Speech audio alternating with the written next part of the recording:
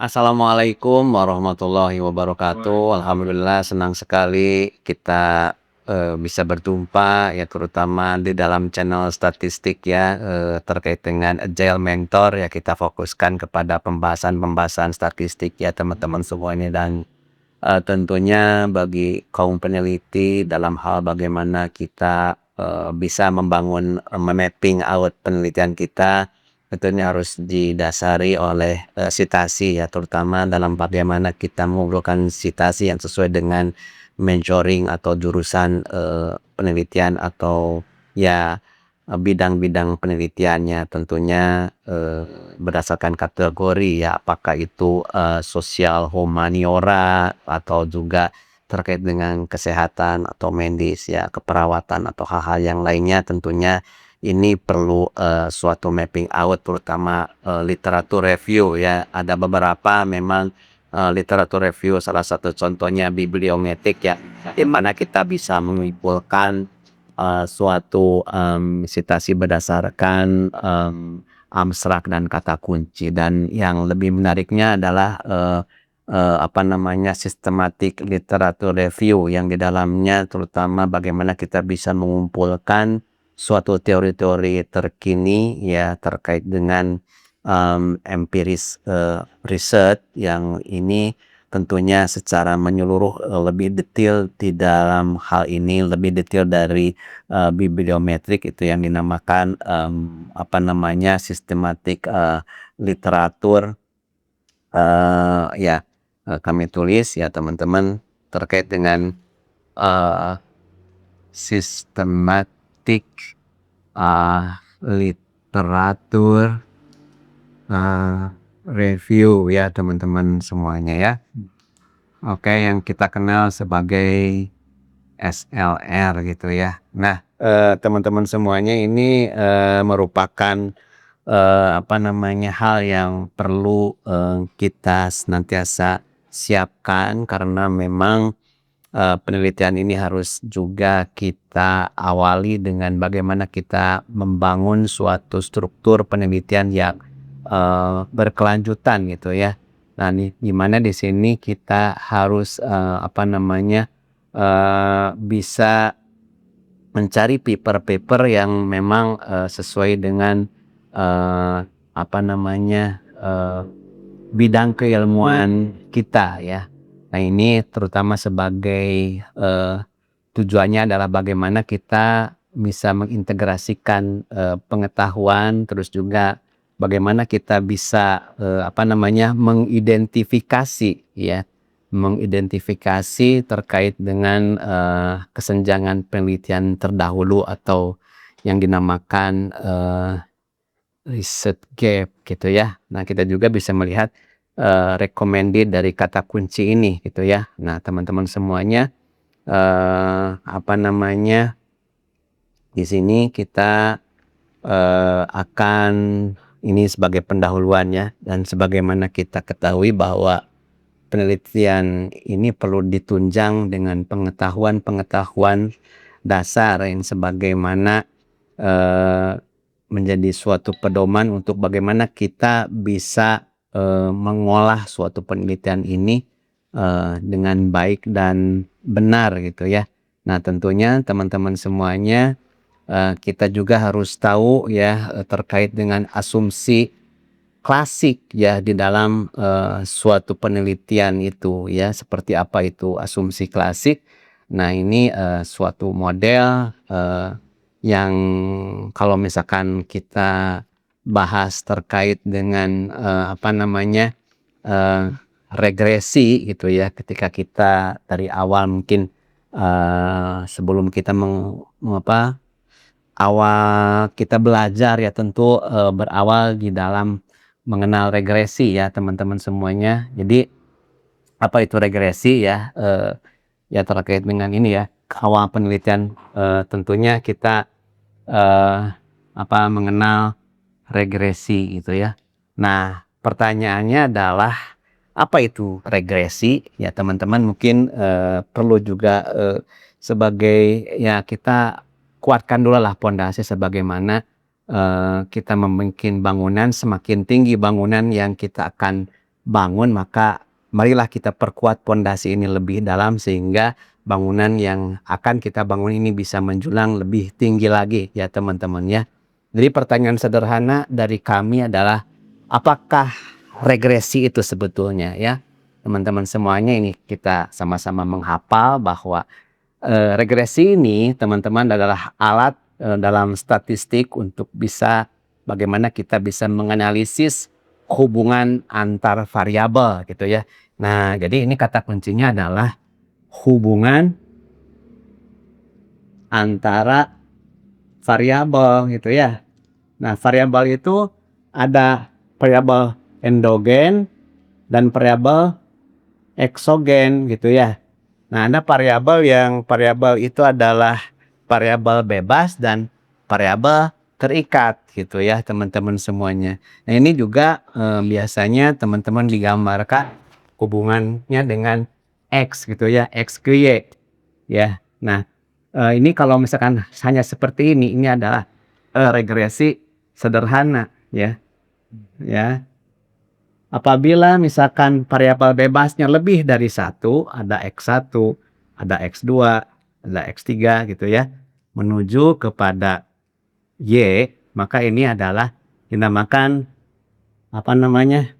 Regresi berganda. Jadi lebih dari satu gitu ya. Oke, sampai sini jelas ya, teman-teman. Ini hanya mengingatkan kembali ya, terutama yang sudah kita lakukan banyak penelitian, ini kita lupa kembali gitu ya. Jadi regresi itu kata kuncinya adalah bagaimana kita bisa menganalisis hubungan antar variabel, baik itu variabel dependen dan variabel independen ya teman-teman semuanya ya. Nah, ini yang perlu kita ketahui bahwa memang terdapat beberapa tipe atau jenis regresi ya teman-teman semuanya. Ini tergantung kepada jenis data yang kita peroleh di dalam penelitian ya. Apakah data ini adalah data kategorik gitu ya. Apakah itu datanya data interval dan apakah itu datanya adalah data diskrit gitu ya. Nah, ini harus kita lihat. Yang kedua adalah berdasarkan pertimbangan karakteristik data gitu ya. Nah, apakah ini datanya linier, apakah datanya ini non linier gitu ya. Apakah datanya ini misalkan kuadratik data spasial. Nah, terus juga terkait dengan hal tersebut dilihat dari distribusi datanya gitu ya teman-teman semuanya. Apakah distribusinya itu normal atau mengikuti pola tertentu atau bias gitu ya teman-teman. Nah, masing-masing dari kondisi data tersebut ini memerlukan jenis regresi yang berbeda-beda tentunya teman-teman semuanya. Jadi tidak cukup hanya regresi berganda dengan metode ordinary least square misalkannya atau OLS, ordinary ya, seperti yang selama ini banyak dibahas di beberapa literatur ya. Nah, jadi terkait dengan hal tersebut, mari kita remember kembali bahwa klasifikasi dari pokok regresi ini antara lain yang pertama adalah regresi linear sederhana ya, atau dikenal dengan simple linear regression ya. Ini digambarkan seperti ini gitu ya teman-teman semuanya. Regresi linear sederhana ini menggambarkan hubungan linear antara variabel dependen antara satu variabel dependen dan satu variabel independen gitu ya. Yang kedua adalah regresi linear berganda ya, atau dikenal dengan multiple linear regression. Ini adalah hubungan antara variabel dependen dan beberapa variabel independen. Mungkin di belakang saya udah digambarkan seperti ini ya. Nah, ini simple regression, atau yang kedua adalah regresi berganda.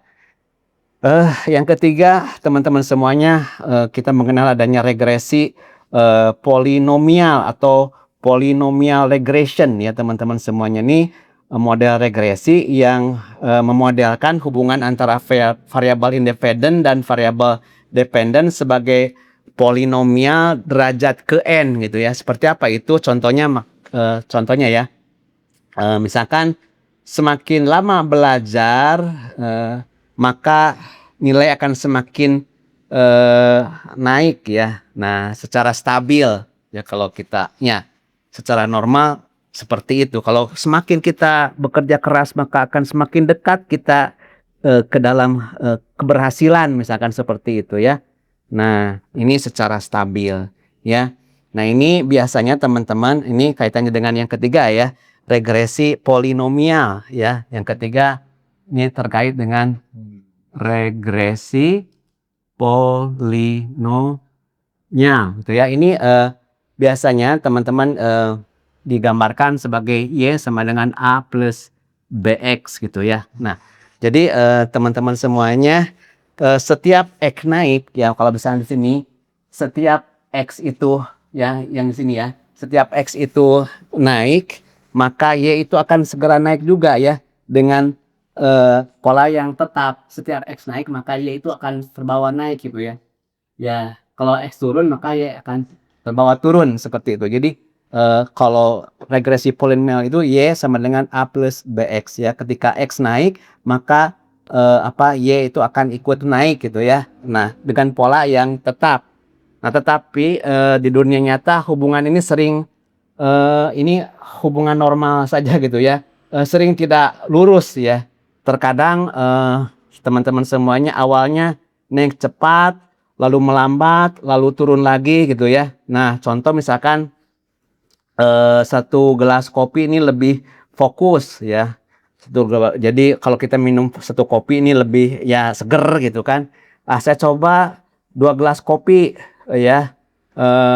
Ini akan sangat fokus sekali nih. Oh gitu, semakin semangat.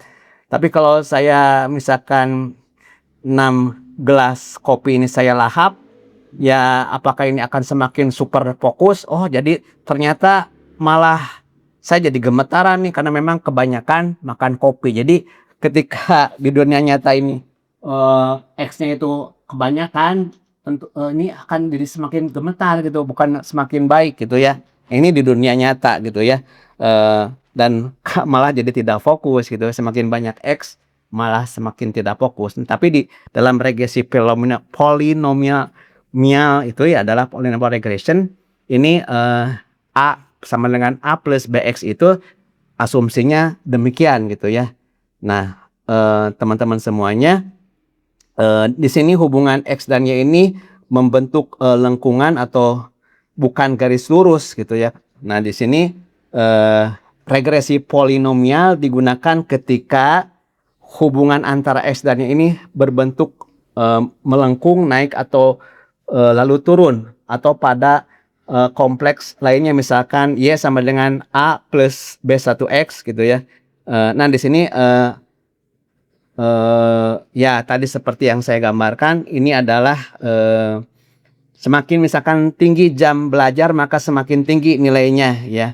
Ini derajat 2, terus kalau derajat 3 lengkungannya lebih rumit ya. Nah, ini penggunaan medsos yang awalnya membantu promosi, terlalu banyak posting membuat bosan gitu ya. Nah, ini seperti ini. Ini derajat kedua memang kita bisa melihat contoh terkait dengan tadi semakin tinggi jam belajar maka semakin tinggi nilainya. Ini seperti itu ya teman-teman semuanya.